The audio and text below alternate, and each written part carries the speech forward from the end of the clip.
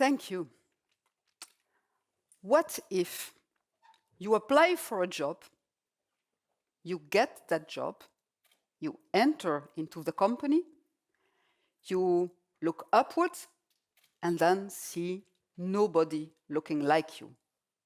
What does it feel, and what are the consequences?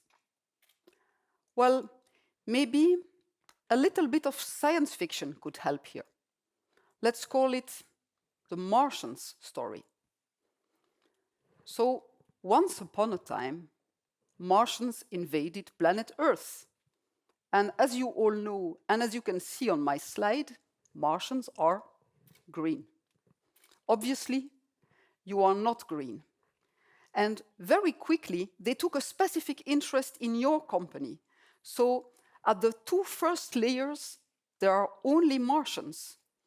So what does it do to you, and what are your options? A first option could be to say, well, I'm leaving this company, and I'll find another one where, when I look upwards, I can see role models to whom I can identify. And on your way out, you bring a few non-green colleagues with you. A second option is you just, you need that job. So you go on working, but the passion is gone. The ambition is gone. And what remains is just doing the work. Progressively, you disengage. And that is what is now called silent quitting. A third option, which is a very brave one, is to say, nothing changes for me. I'm here, I'll be excellent. They will see that I'm so good. They will welcome me as the first non-green manager. But will it happen? We don't know. The fourth one is the one I would like to talk to you about. If you look upwards, they are all green. Why would you not put a little bit of green makeup in order to look like them? I'm Claire Godding, and I would like to talk with you about assimilation. So the last 14 years, I've been working on diversity, equity, and inclusion. The first 10 years, just starting after the bank crisis, in a major bank, as a manager, with a budget, with a team, and working only on diversity, equity, and inclusion for 10 years. So of course, this allowed me to gather lots of experience, to know what works and what doesn't work.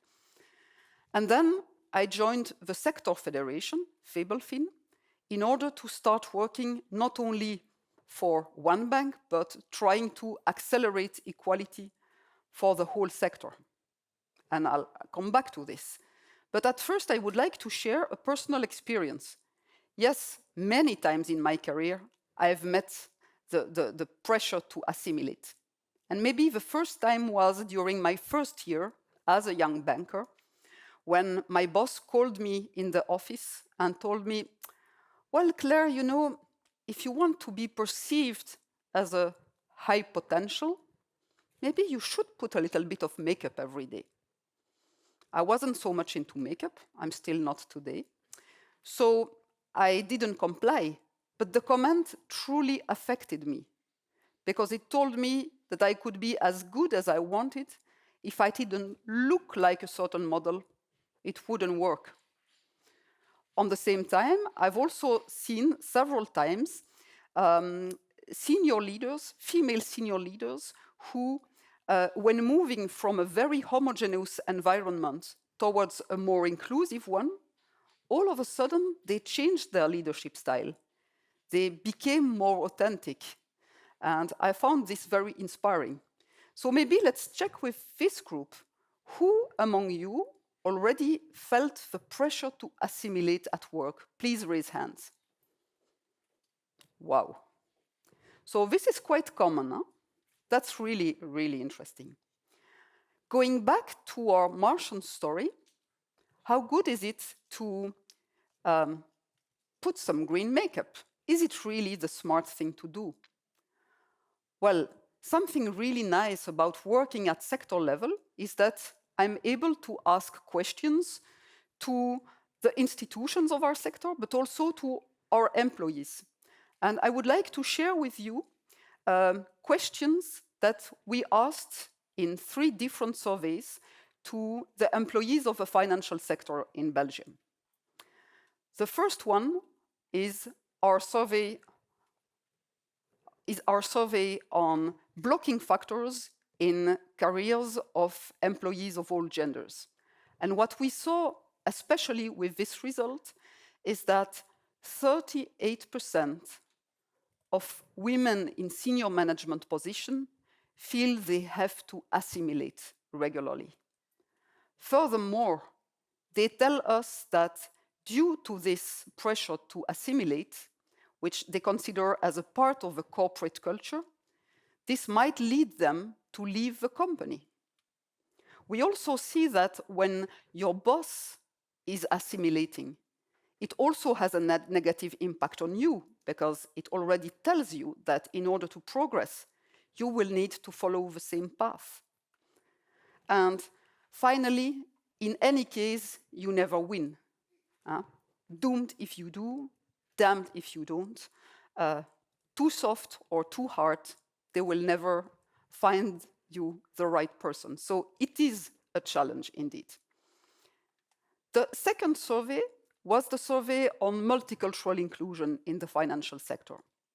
And here, what we saw was that employees of ethnic or cultural minorities do experience 3 times more often racist microaggressions than employees coming from the majority. And when we look at what they tell us in most cases, they don't react. And to quote one of our respondents, he says, you know, if I don't laugh with them to the racist joke, then I'm the one without humor.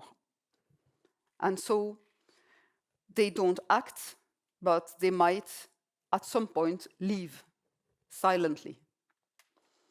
The third survey is quite optimistic globally and shows a lot of progress has been done. It's about LGBTQIA+ inclusion in the financial sector.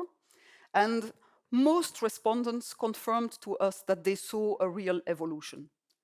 But to the question, are you out at work? Well, 70% confirm, yes, we are fully. That's already something. But 25% still having to partly assimilate and partly be out. Can you imagine the stress and the energy it takes? So all these results, of course, are extremely rich. But if we are active at sector level, it's not only to ask questions. Obviously, it's also to act. And so, yes, what we see is that the sector approach is reinforced by a few factors. First of all, the fact that you find a certain similarity between all the companies of the sector, same kinds of situation, the same gender mix, the same kind of mix in terms of ages or cultures, the same kind of priorities in the sector, the same opportunities. And then, on the other way, there is this fantastic tool in order to make progress, which you can call peer pressure. And because of these elements, I saw that women in finance, who started as a charter signed in June 2019 by 26 companies at the time, 3 years later is a thriving community of employees working in 50 different organizations, representing together over 90% of the financial sector. And I think the evolution of the logo is quite telling about this evolution as well. You see from a very corporate one, an evolution to something a little more chic, but not very inclusive, frankly, to finally our inclusive logo with different colors, different genders, a little dot between the we and the men, So I think this illustrates quite strongly. But it's not only about having the communities working together, building solutions together. If CEOs do not move, not much is happening. And with the sector approach, we are able to put CEOs together and to challenge them. Just a few weeks ago, we were in a room with 15 CEOs discussing the results of the survey I just showed you about blocking factors in women's career. And we were talking about assimilation. And at that point, the 12 male CEOs in the room turned towards the 3 female CEOs and asked them, but are you experiencing this as well? Do you recognize this? To which, of course, the 3 ladies said, yes, totally. It was a heavy burden on us. So yes, working at sector level definitely helps with building communities, helps with challenging CEOs, and helps developing useful tools. What can you do as a company? Well, at first, as a company, because you saw how much the sector approach is working, I would say team up with your competitors in order to develop a sector approach, because it makes sense. Make sure as well that you do not cherish only one model of leadership. Yes, you can have one clear set of values, but that's different. Make sure that you recruit and promote diverse role models, and also provide safe spaces for employees. And finally, what can we all do as individuals?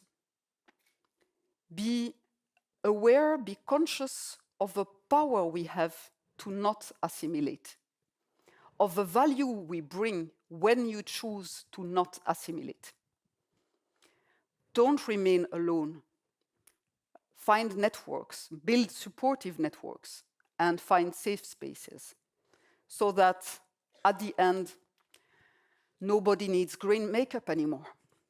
Thank you.